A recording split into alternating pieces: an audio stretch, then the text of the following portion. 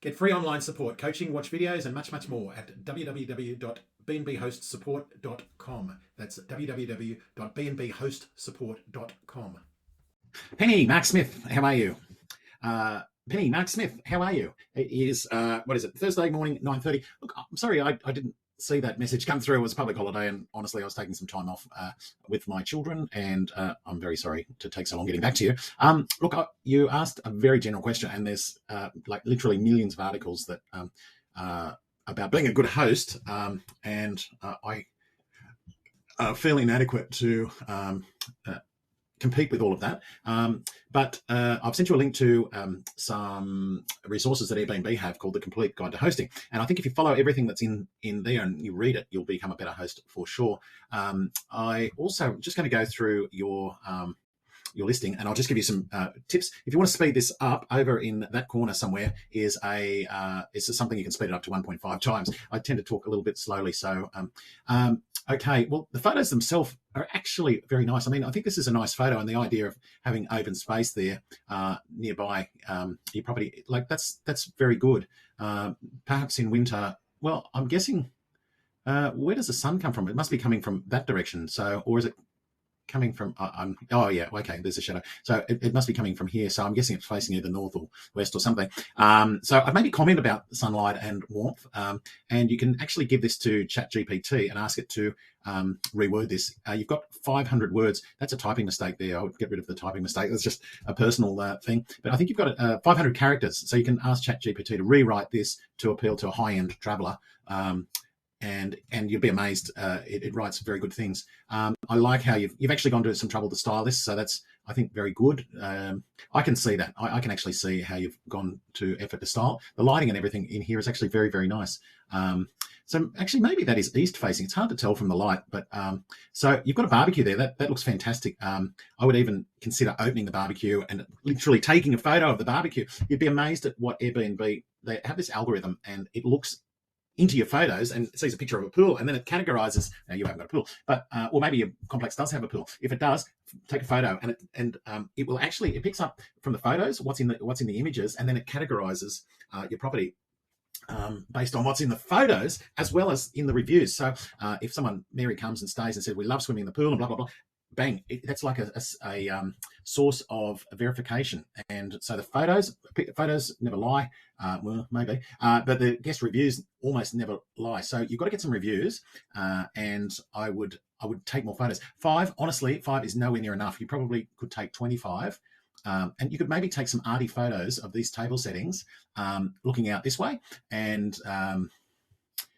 my personal impression is, well, maybe that's not very private, but anyway, it is what it is. So you make the most of it. I would definitely get photos of the barbecue, and probably looking back this way. So make a feature of the sunny outlook, and include. Yeah, you can ask, if you haven't used ChatGPT, that there's many billions of articles that you can read on that.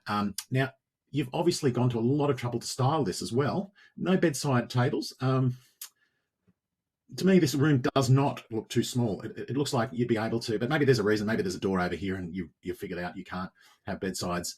But I do not like that. So if I was you, I would try to get rid of that view. Now, maybe pulling down the, here you go. You've got cupboards. So you probably, if you can put a bedside in there, I would think about it, and a lamp. The lighting in this is actually very nice. Just not the view. And if you have a look in the other, you've obviously got buildings very close by. So, so this is a single. So if I was you, that's what I would do. I think you've got nowhere near enough photos. Now this, it's really, really, I know it is hard. And I actually have some budget to give people for professional photography. I don't know that I've got any in Canberra or I've got any left, but I've looked at it. Bathrooms are very hard, and you've got to have the right. You've actually got to have the right equipment. So if you've got a professional photographer friend or someone with really good photography, you can even you can actually run the shower. That looks like a really nice shower head. I'd even consider running that, and maybe a candle or something in here. So there are some articles using the Complete Guide to Hosting. They have lots of tips on photographs. Now, photos make a massive difference to the algorithm, and the resolution of the photos is something that the algorithm picks up, and when it tells it you've taken this on these photos on a $20,000 camera, it boosts your ranking rather than just taking it on an iPhone or something like that. Now, I'm not saying that's what's happened, but I'll just go back to this one. I put in a knife block. If you've got a knife block, if you've got that somewhere, I would put it in. I put the kettle and a toaster on the sink. In fact, here's a problem. I mean, where's the fridge? It actually looks like this was not taken for the purpose of these photos. I think you've got to just put a little bit more effort in, because there's obviously, well, I'm guessing you've got a fridge. Now, if you haven't got a fridge, I think that's a problem. Microwave, I think this one needs to be retaken. These will make a big difference. These are some practical tips. Now, I've actually saved you and added you to a wish list. That's another trick that can give your thing a boost. You've got a bath, one bath. Oh, that's one bathroom. Okay, I'm guessing you haven't got a bath. Now, you haven't got a carbon monoxide detector, so I'll send you a, oh, you say you have got a, so you say you've got a microwave and you say you've got a refrigerator, but there's no photographs of that. Kitchen, the knife block. So remember I said the washing machine. Yeah, you need photos of all of these things, and plus the barbecue, which I talked to you about, a dryer, the essentials, the towels. Put the towels on the bed when you take the photos, and if you've got a floor plan, now I'm guessing back from those photos that you showed, maybe those photos were taken from when the building was sold. I don't know. I can't tell you 100%. I'm just guessing, but I've done this a lot. Cotton, linen. Yeah. Well, maybe talk about that in the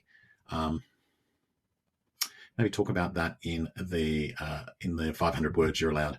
You should have a photo of the TV. Do you have internet? Now, that's a huge one. And so I'm sensing, so people particularly come to Canberra partly for work, and you might get long stay bookings if you had both a desk. Now, you might already have a desk, but you haven't, to my knowledge, you haven't actually talked about a dedicated workspace. So you've got no Wi-Fi, no air conditioning, no hairdryer. You can get a lot of these hair dryers, shampoo, heating, like very cold place.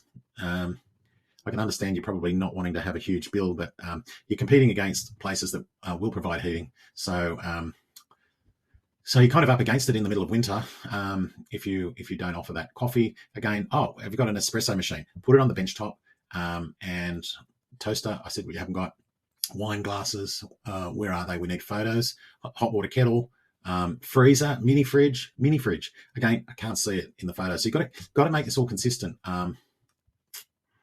Smoke alarm, but you need the carbon monoxide detector because that gets you an extra bounce. So I think you can do a little bit better here.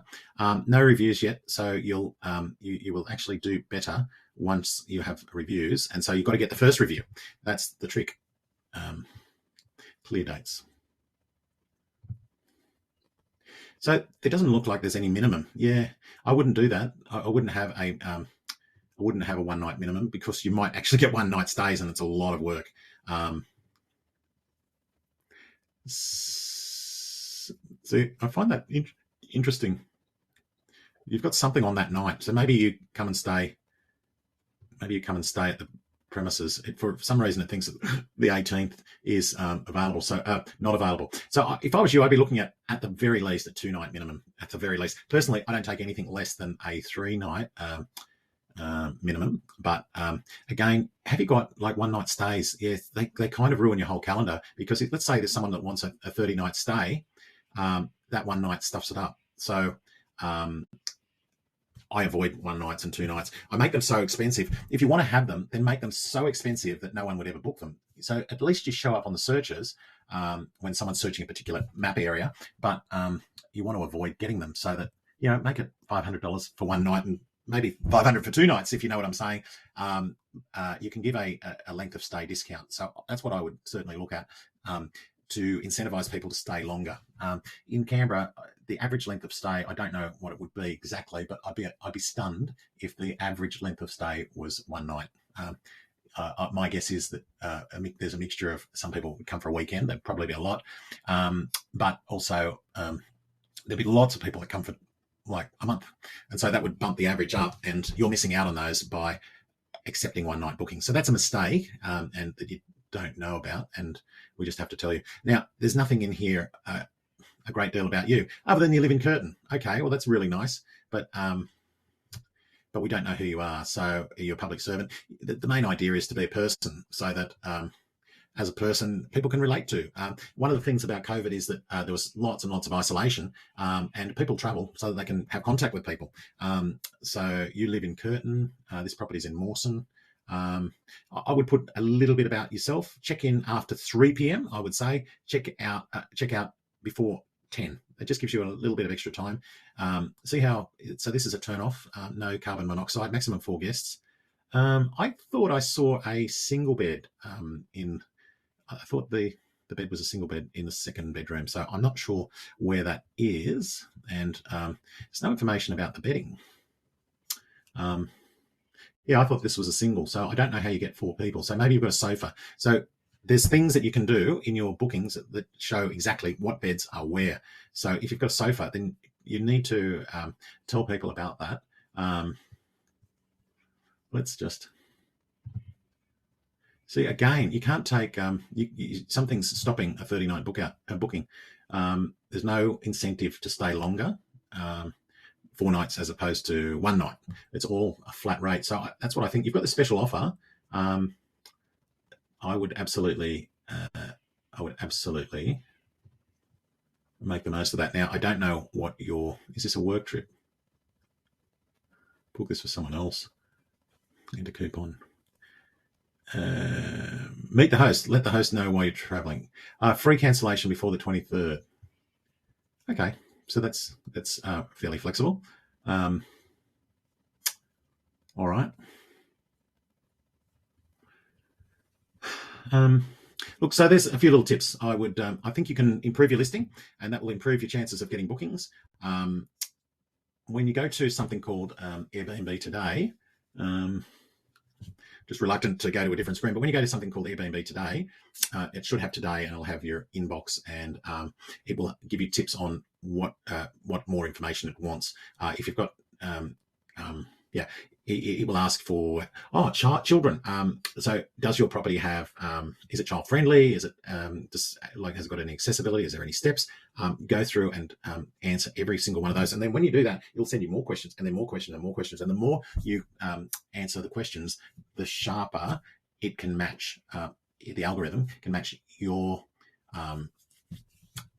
property with person's travel needs. So I would, if I was you, I would get a travel cot. Now you can get most of this secondhand. Go to Vinnie's, get a travel cot, get a high chair. You can stick them in your garage when they're not in use, or stick them in a cupboard or whatever. A high chair, like a change mat, and answer the questions. People with little children probably do want baths. So if you've got a bath, that would be a plus. Anyway, you can accommodate 4 people. So if you truly can accommodate 4 people, then I've got a number of properties that I manage myself, and we do get families of 4 staying in 2-bedroom places. So that's a market, if I was you, I wouldn't want to miss out on. So I hope these tips help. And if you've got any more questions, don't be afraid to ask. You read the host resources that I've sent you, and do let me know if I can help in any other way. Thank you.